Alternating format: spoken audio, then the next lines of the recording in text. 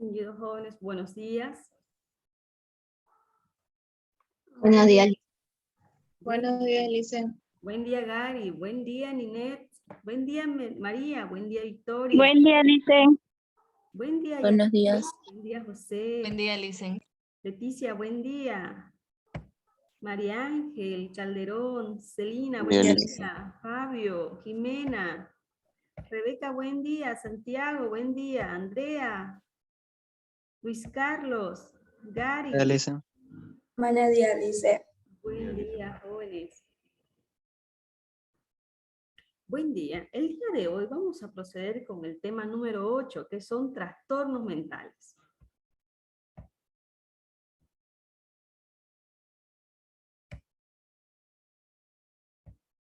Ese es el último, Lice. Es el último tema.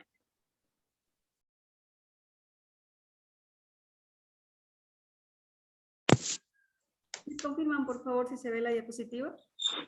Sí se ve. Muy bien. Muchas gracias. Trastornos mentales. Vamos a empezar a ver el objetivo y el objetivo específico de este tema. El objetivo del tema es establecer los conceptos básicos respecto a los trastornos mentales y a la salud.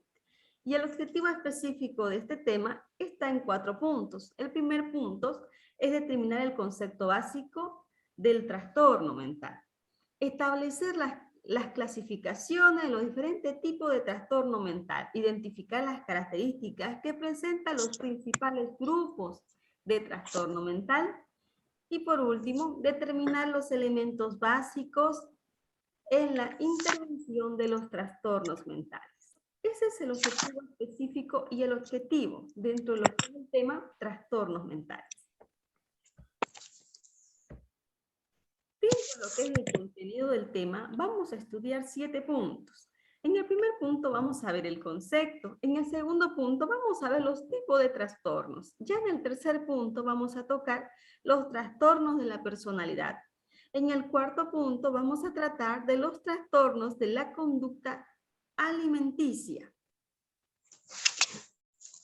En este punto vamos a tratar los trastornos de la identidad de género y sexualidad. Ya en el sexto punto vamos a ver el esquizofrenia. Y por último punto, vamos a estudiar la intervención de los desórdenes psicológicos.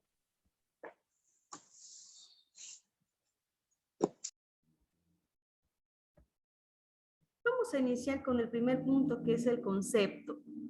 En este punto, que es el concepto, la mayoría de los psicólogos hoy en día consideran los trastornos mentales como una alteración de las conductas, de las ideas y que generan malestar en el sujeto, que las experimenta en su entorno. Entonces vamos a decir, ¿cómo consideran la mayoría de los psicólogos a los trastornos mentales? Y la respuesta viene a ser, la consideran como alteraciones en la conducta o de las ideas y que generan malestar en el sujeto, que la experimenta y en su entorno. Muy bien, ¿quiénes desean participar en este punto? Yo, Lice. Buenos días. Buen día. La mayoría de los psicólogos, ¿cómo consideran a los trastornos mentales? Como alteración de la conducta o de las ideas y que genera un malestar en el sujeto que la experimenta en su entorno. Muy bien, excelente. Yorgel, la mayoría de los psicólogos hoy en día, ¿cómo consideran a los trastornos mentales? Consideran alternaciones de la conducta o de las ideas que generan malestar en el sujeto que las experimenta o en su entorno. Muy bien. Celinda, la mayoría de los psicólogos hoy en día, ¿cómo consideran los trastornos mentales? Como alteraciones de las conductas o de las ideas y que genera malestar en el sujeto que las experimenta o en su entorno. Muy bien, ya vamos comprendiendo el concepto. Y aquí vemos distintas imágenes, ¿no? Seguido a ello, seguido al concepto, al punto 1, tenemos que Contrario a lo que muchos piensan, los trastornos mentales, al menos en su mayoría, son considerados como enfermedades, puesto que no necesariamente son de origen biológico. Entonces, ¿qué son los trastornos mentales? Y la respuesta viene a ser, son alteraciones de la conducta o de las ideas. Y otra pregunta que podemos surgir es, ¿por qué los trastornos mentales no son considerados como enfermedad? Y la respuesta viene a ser, porque no necesariamente son de origen biológico, como nos dice aquí la teoría. Muy bien, vamos a empezar a practicar. Yorkeli, buen día. Buen día, Alicia. Buen día. ¿Por qué los trastornos? ¿Qué son los trastornos mentales? Son alteraciones de las conductas o ideas. Muy bien, excelente. Jennifer, ¿qué son los trastornos mentales?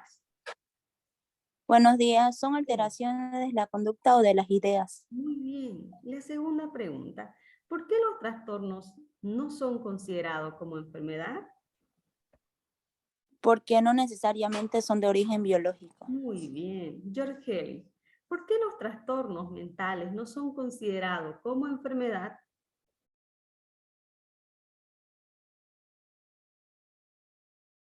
Porque necesariamente son de origen biológico. Muy bien. Muy bien, entonces ya vamos comprendiendo. Seguido a ello, por el contrario, suelen responder a causas de distinto tipo, como sociales, culturales, por la forma de desarrollo o simplemente se trata de un aprendizaje inadecuado. Seguido a ello vemos estas imágenes. Cuando hablamos sociales y culturales, otro aspecto que revela el concepto que es los trastornos pueden ser las alteraciones de conductas.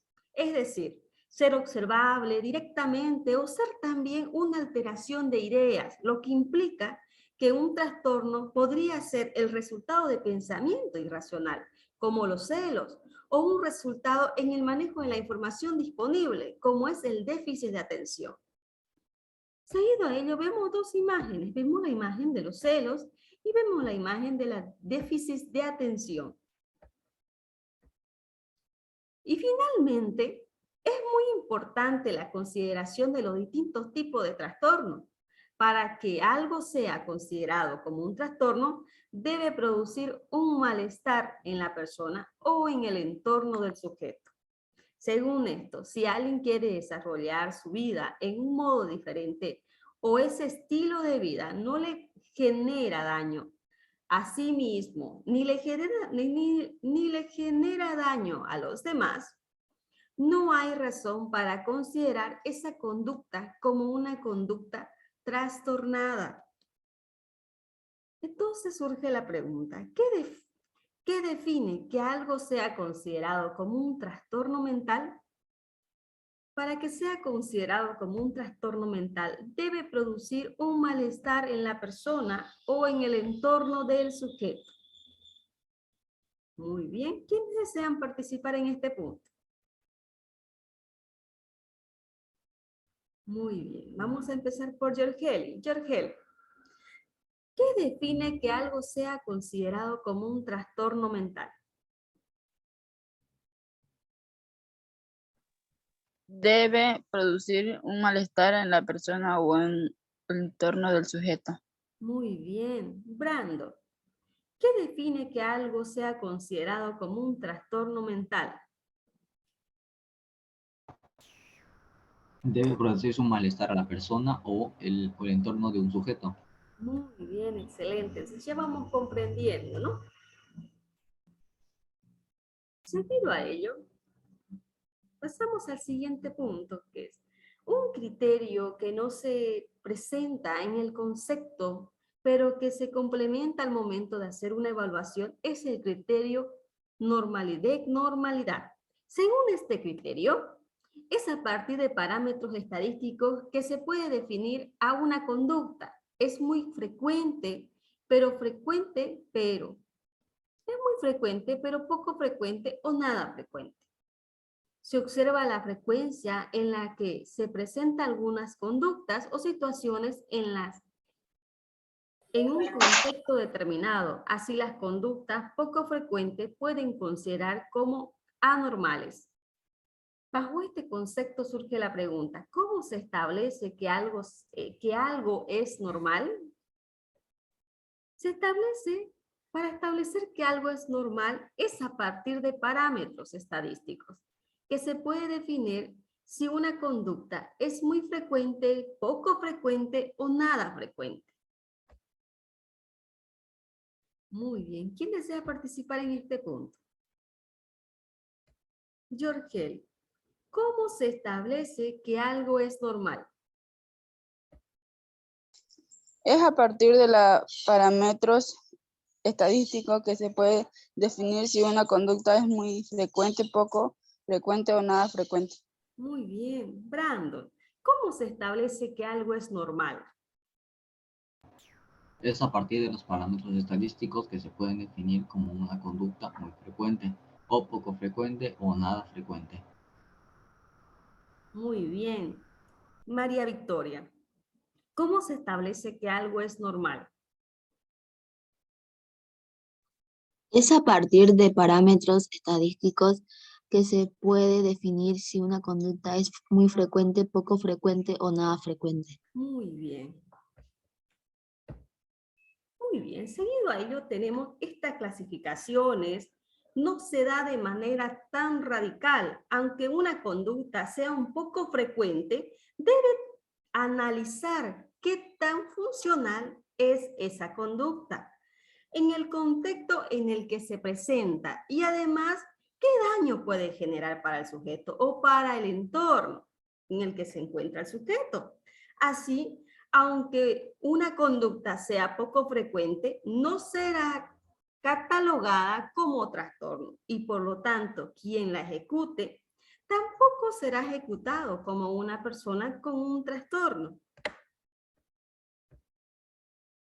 Ya la psicología moderna se preocupa mucho por romper con los estigmas que han generado la idea del enfermo mental y de la palabra locura, ya que el mayor impedimento para que una persona supere un problema es la barrera que pone el entorno, ya sea la familia, la pareja, los amigos, los colegas, la sociedad con respecto a su recuperación.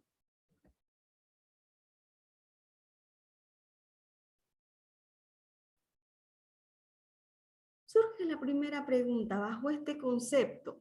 ¿Por qué la psicología moderna le interesa tanto romper el esquisma del enfermo mental?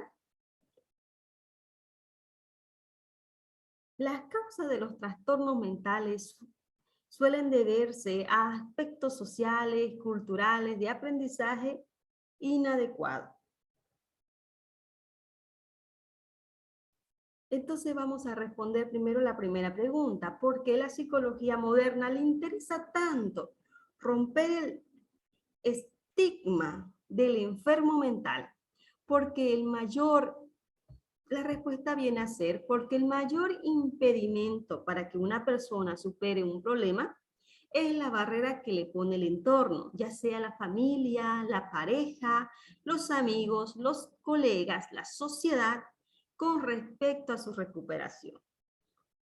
Las causas, la segunda pregunta viene a ser, ¿las causas de los trastornos mentales pueden ser o suelen ser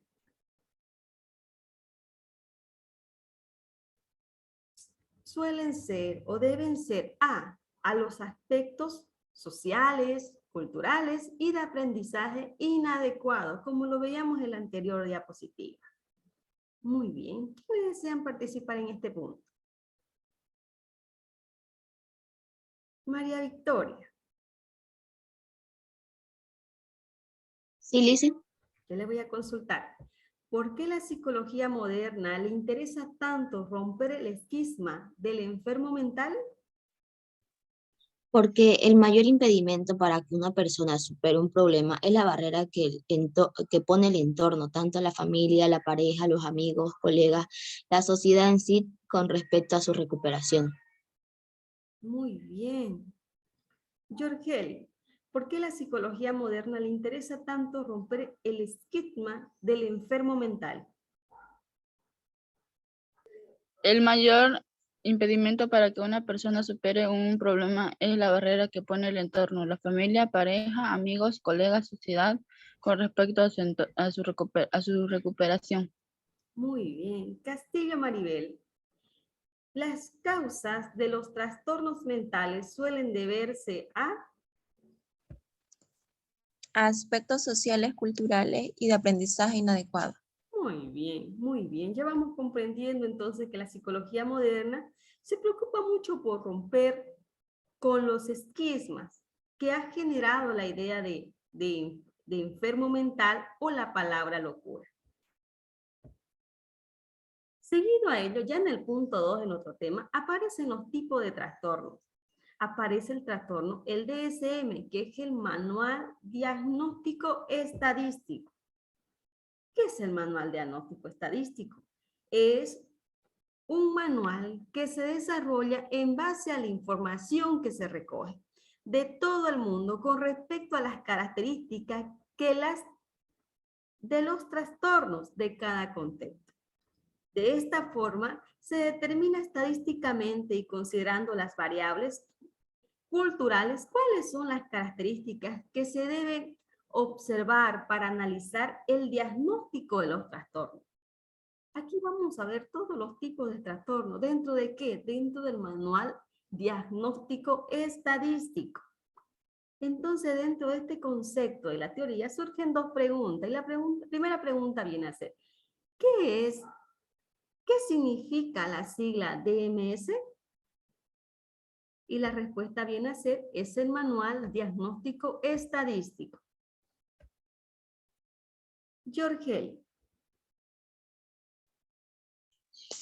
Ya, ¿qué Lisa. significa la sigla DSM? Significa Manual Diagnóstico Estadístico. Muy bien. María Victoria, ¿qué significa la sigla DSM? Significa Manual Diagnóstico Estadístico. Muy bien. Castillo Maribel, ¿qué significa la sigla DSM? Manual Diagnóstico Estadístico. Muy bien. José David, ¿qué significa la sigla DSM? Significa Manual Diagnóstico Estadístico. Muy bien. Muy bien. Vamos con la segunda pregunta dentro de lo que es este concepto que estamos viendo. ¿Qué es el Manual Diagnóstico Estadístico? Y la segunda pregunta viene a ser, ¿qué es DSM? Y la respuesta es un manual que se desarrolla en base a la información que se recoge de todo el mundo con respecto a las características de los trastornos en cada contexto. Muy bien. Jorgeli, ¿qué es el DSM? Es un manual que se desarrolla en base a la información que se recoge de todo el mundo con respecto a las características de los trastornos en cada contexto. Muy bien. María Victoria, ¿qué es el DSM?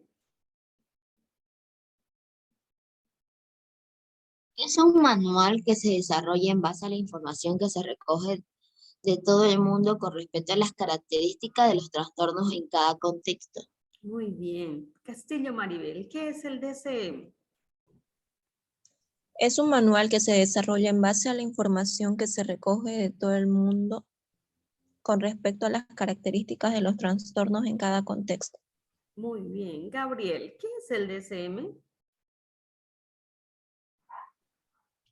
Es un manual que se desarrolla en base a la información que se recoge de todo el mundo con respecto a los trastornos en cada contexto. Muy bien. Josué David, ¿qué es el DSM? Es un manual que se desarrolla en base a la información que se recoge de todo el mundo con respecto a las características de los trastornos en cada contexto. Muy bien. ¿Qué significa la sigla DSM? Manual Diagnóstico Estadístico. Muy bien, excelente. Muy bien. Vamos a proceder.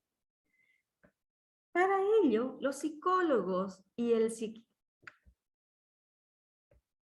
Para ello, los psicólogos y el psiquiatra van a tener un análisis de 5 ejes diferentes para poder determinar si el sujeto cumple con los criterios que indica el manual. Planteando así, parece una tarea sencilla, sin embargo, el hacer un diagnóstico psicológico es una tarea que pueda realizar una persona si no estudió para ello. Según este manual, los trastornos se dividen en 16 categorías, como se trata de una clasificación muy compleja.